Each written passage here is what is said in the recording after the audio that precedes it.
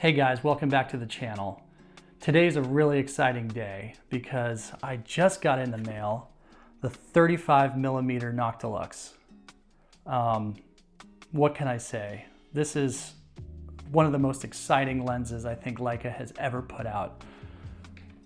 I've got the 75 Noctilux, which was my first Noctilux, and it is pretty amazing. I love the portraits that come out of it. It is so crystal clear. And then I got the 0.95 Noctilux 50mm. This is a magical lens. It is very dreamy. The crazy bokeh that you get from this is just otherworldly. And there's something about the character of portraits and really any subjects that you get from this lens that it's not going to be the most clinically clear, but it is magical and it is glorious. And then, you know, the do-it-all lens, the 1.4 Summicron 35. This has been my favorite lens, my go-to, my daily driver, you know, for about 1.5 years now. It really can do everything. It can do amazing portraits. It can do landscapes. Really, it's just the do-it-all lens. I also have my monochrome here, M11 Monochrome, with the 35 Apo-Summicron lens on it. The Apo-Summicron, it's a little bit more compact, and the crystal clarity that you get from it is just amazing. It's a little bit different than the Summilux, but it is just a whole different character. Really cool with the monochrome as well. But I was so excited when they announced the 35 Noctilux because really, I mean, this is the most versatile focal length in my opinion. It is wide enough to be able to do things like street photography pretty amazingly. It also is wide enough to do great environmental portraits, but you can get up close and get an amazing portrait as well. It really is the go-to lens. If you're just going out with one lens, the 35 is it. It is closest to eyesight. I think 43mm is actually technically eyesight, but it is close enough, and just, you know, just a beautiful focal length. So to have this in the Noctilux is just very, very exciting. With the folks that have gotten it early, the photos that I've seen from it are pretty phenomenal. So I'm very excited. Wanted to share this moment of joy with you to open up this new lens, and let's see what we have.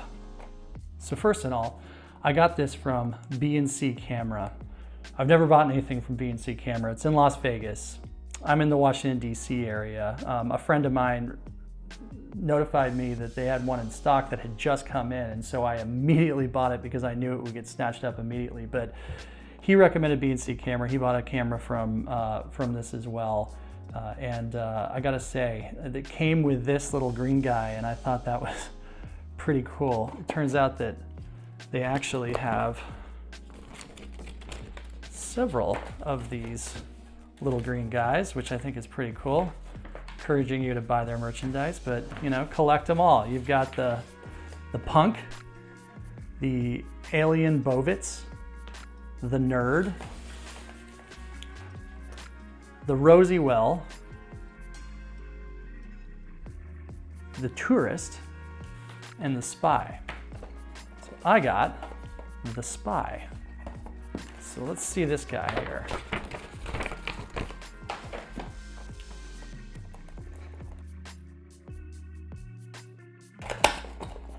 Almost as exciting as the Noctilux. Let's see here. There we go. There he is. The Spy. All right, so here we are with the camera from BC Photos. We got the Noctilux M 1.2 35 aspherical. B&C Camera.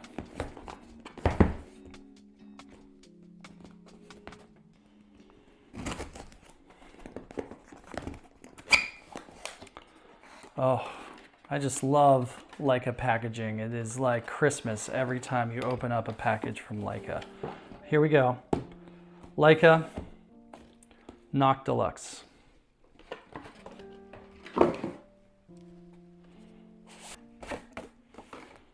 That took longer than it should have. Oh, there it is. All right, the 1.2 Noctilux. Let's see if we have anything in here. We've got certificate,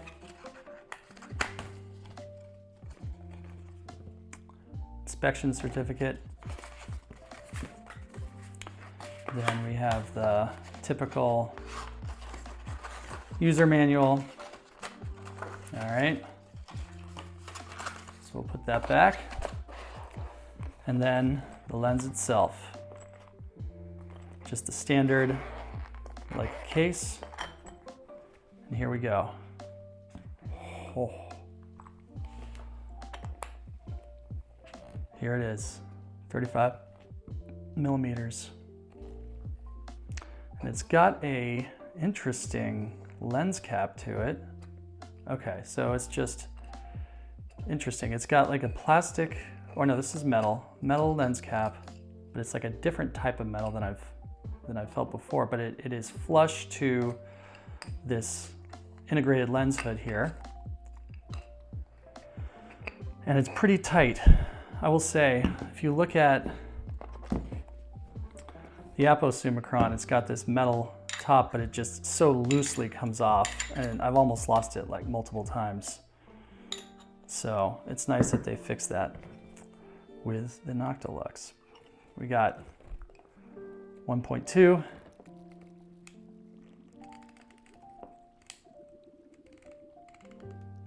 Down to 16. All right. So here we have lights, camera, and here it is. I don't know if you can see that.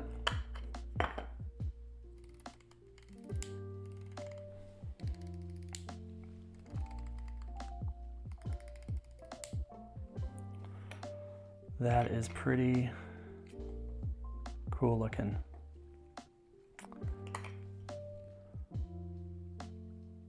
All right, so let's put it on the camera.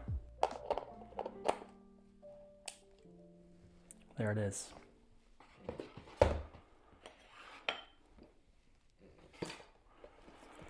All right, well, you can see on the camera, it is definitely a little chunkier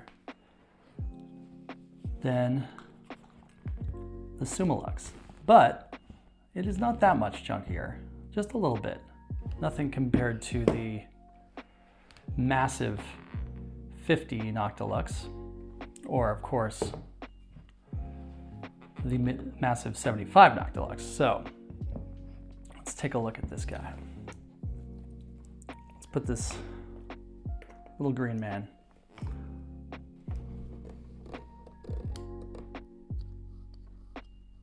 All right, so I will throw this up on the screen here, but what I'm looking at right now is the first photo that I have taken with the 35 Noctilux. And if you look in here to my little green man, it renders very similarly to how my 75 Noctilux renders. Just very sharp in the area of focus, but then a very quick fall off and gorgeous bokeh, very smooth, gorgeous bokeh to the front and to the back. Just a slice of focus, as I like to say.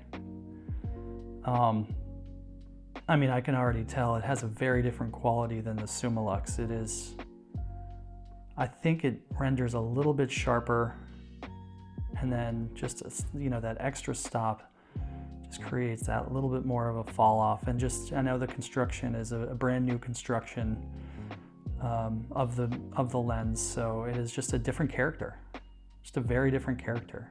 And my gosh, it is unique and it is gorgeous. Well, that's it for now. I really appreciate you joining me for this moment of joy.